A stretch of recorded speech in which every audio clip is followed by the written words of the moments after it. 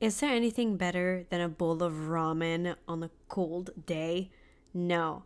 I'm going to show you a budget-friendly, a little bit of different kind of ramen recipe using a packaged ramen. So I have a handful of steak skirts. I'm actually making a dish for one. So it's just like a one serving amount of steak skirt. I added 1 teaspoon of soy sauce, black pepper, and red pepper flakes. It's gonna give a nice spicy kick.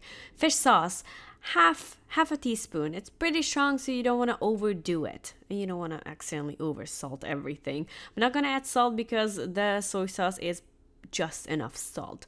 I'm gonna mix everything up, and because the steak skirt is very thin, it will marinate very quickly. So I'm just gonna try to make sure that everything is covered. And on this, I'm also gonna add some garlic powder. Not gonna use fresh garlic because that would burn. Here's my beef flavored ramen packaged noodles. I'm just gonna crack it in half. I don't want to make it too small, but I don't want to make it too big. I put the package aside. Hot oil, hot pan. It has to be hot. So when you crack the egg in it, it doesn't spread too much because you want to make a small size egg so it fits all in the bowl. I added some adobo salt, which is just seasoned salt with the garlic and turmeric, and I cover this with the lid so the egg whites cook fast and the yolk is still jiggly. Into the same pan, we add the meat. This will cook very fast. So it is a very quick and easy and budget-friendly recipe. Anytime you have a packaged ramen but it's boring, make some meat, egg, boom, you got a beautiful ramen dish. Press it down a little bit just so it can brown a little quicker. Beautiful color. Same pan. Add in the ramen noodles. Into this, I'm gonna add half cup of water and then cover it with the lid so it can steam, and the steam will make it soft. About a minute and a half, it's halfway cooked, and now I'm gonna add a little bit more water because too much evaporated. You don't want this to be too wet, but you don't want it to be dry either because it will burn.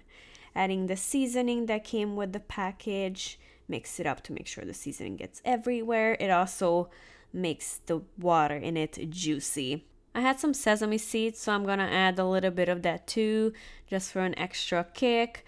You don't have to add it if you don't have it at home. Cheese, I'm using Gruyere cheese because it melts really, really well.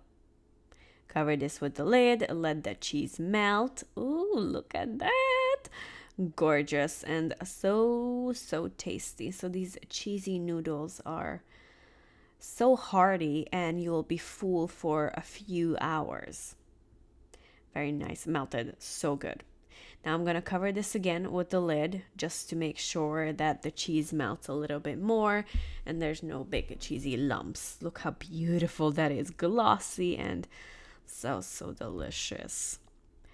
And here it is, done. I like to serve this in a dark bowl because I think the contrast of the colors of the food is just so beautiful. On top of this, we're gonna add all the toppings. The egg, you see the yolk is still jiggling, and the meat on the side. This looks beautiful. It looks like it came out of a Japanese cartoon, or it belongs in a restaurant. I have a everything but the bagel seasoning, and I added to the top just to have a little bit of extra color, but you can use regular sesame on top and some green onions, scallions chopped. And look at that, it's done. It is so quick, so easy, so delicious. A perfect way to spice up your boring ramen.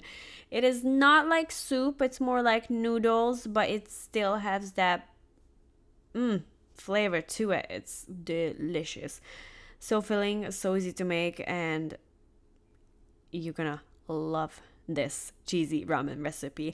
I hope you like this video. If you make it, let me know what you think. Enjoy!